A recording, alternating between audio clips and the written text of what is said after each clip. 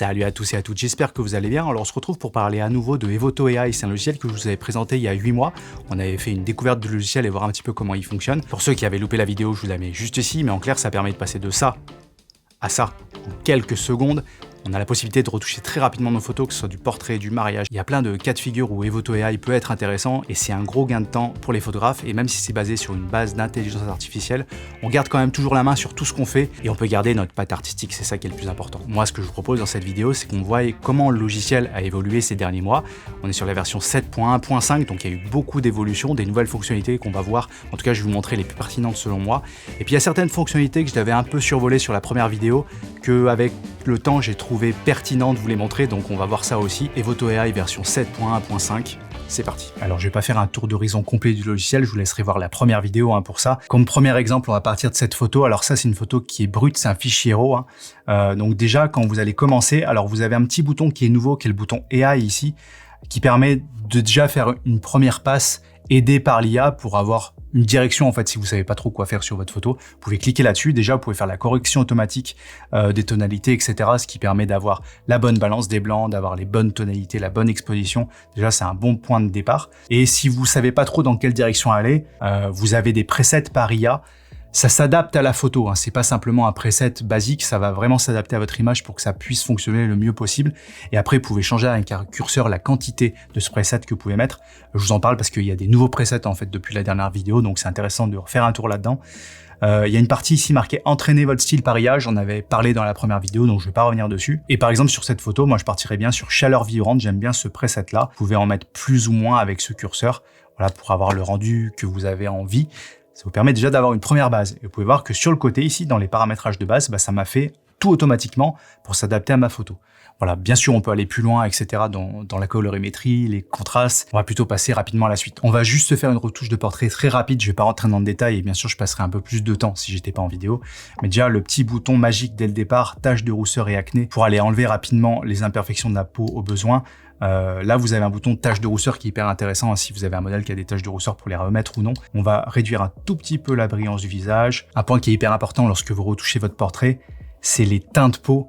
Et il y a tous ces outils-là qui sont extrêmement intéressants pour unifier les teintes de peau parce que sur le visage, il y a plein de couleurs qui sont captées par notre boîtier qui ressortent un petit peu plus qu'en vrai. Donc pour unifier les teints du visage, vous avez ce curseur qui est là.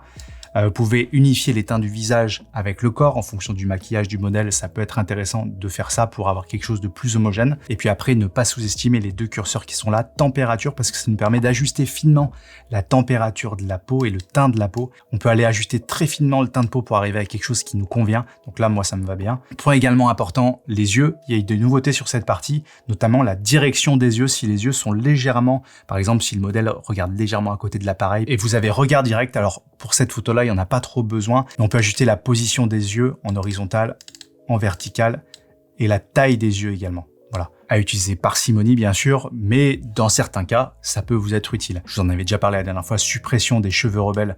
Ça, c'est juste incroyable lorsqu'on fait des photos de portrait parce que c'est toujours un casse-tête de faire ça. Donc ça, c'est top. Ok, donc là, on a fait une passe très rapide sur le visage. Ça m'a pris moins d'1 minute. On peut voir que le modèle ici a un vêtement qui est un petit peu froissé. Dans certains cas, ça peut être un peu gênant. Alors quand on voit la photo comme ça, on se dit non, ça va, il n'y a pas trop de froissage de vêtements. Mais quand on applique la correction, on se dit ah oui, c'est bien en fait de le faire. Donc en fait, vous allez aller sur la partie vêtements ici et on peut venir défroisser les vêtements. Et ça fonctionne extrêmement bien et selon le tissu, les matières qu'il y a, etc., vous avez deux curseurs pour ajuster. Soit supprimer les rides fines, donc c'est les plis qui sont très très fins. Vous pouvez voir ici, ça nous garde ces petits plis là. Si je remets la suppression des rides fines, ça adoucit tout ça. Et les rides profondes, c'est plutôt les vagues sur le vêtement.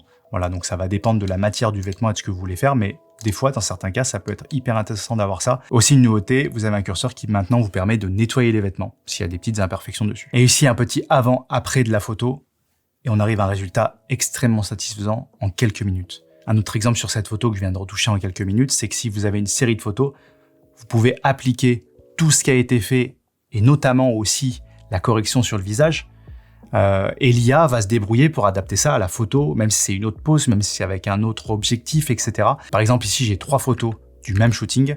Ce que j'ai juste à faire, c'est de sélectionner ces 3 photos et de faire synchroniser. Je vais choisir qu'est-ce que je veux synchroniser et ça va retoucher automatiquement les autres photos. Là, c'est brut, j'ai pas retouché, il y a peut-être des petits ajustements à faire, mais le plus gros du travail est fait. Je vous montre par exemple sur cette image là, j'ai juste fait copier les paramètres. Je vous montre l'avant-après. Ça à gauche, c'est la photo en fichier RAW. Ça, c'est à droite, la photo qui vient d'être retouchée. Ce qui est hyper intéressant, c'est que l'IA fonctionne vraiment bien. Comme vous pouvez le voir ici, il y a des gouttelettes d'eau sur le modèle.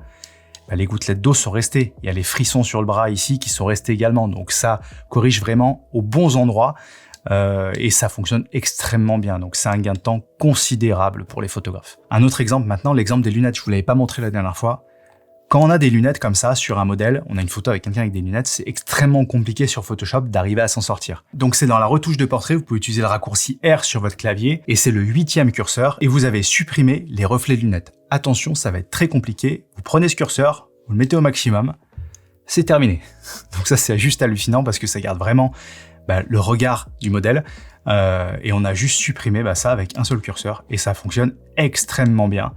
Donc ça, dans certains cas, ça peut être très pratique. Et bien sûr, vu que c'est un curseur, si vous voulez laisser un petit peu de reflet, ça fonctionne super bien. Et donc le résultat à la fin, en un seul clic, on a supprimé ce problème de reflet de lunettes. Pareil pour ceux qui travaillent beaucoup en studio, avec des fonds de studio, etc. C'est difficile d'avoir des fonds de studio qui restent propres. On a vu tout à l'heure l'onglet vêtements qui permet de défroisser les vêtements. On peut le faire bien sûr ici sur cette photo. Et juste au-dessus, vous avez l'ajustement d'arrière-plan. Le raccourci, c'est B si vous voulez basculer dessus.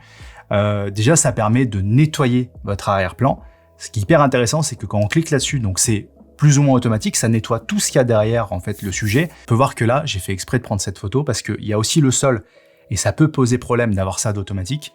Ça tombe bien, il y a plusieurs curseurs qui nous permettent d'ajuster soit l'arrière-plan, soit le sol. Et si par exemple je veux garder le détail du sol, j'ai juste à enlever ce curseur-là, sol. Et ça me permet de nettoyer mon arrière-plan. Et vous pouvez aussi affiner en unifiant l'éclairage au besoin. Ah oui, aussi un nouveau curseur que j'ai oublié de mentionner, tatouage. Ça permet en un seul clic de supprimer les tatouages au besoin.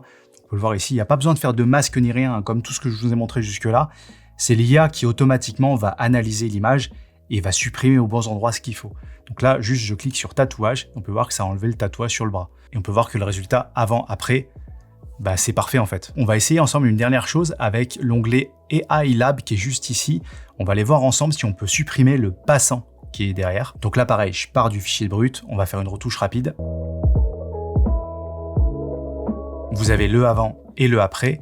Et on va essayer de voir si on peut supprimer le passant qui est derrière avec AI Lab. Et là, à l'intérieur, vous avez des outils de suppression qui fonctionnent extrêmement bien. En revanche, attention, j'ai pas parlé du système de fonctionnement de crédit d'Evoto AI, j'en ai parlé sur la première vidéo. Je le rappelle du coup ici parce qu'autrement ça n'a pas trop de sens.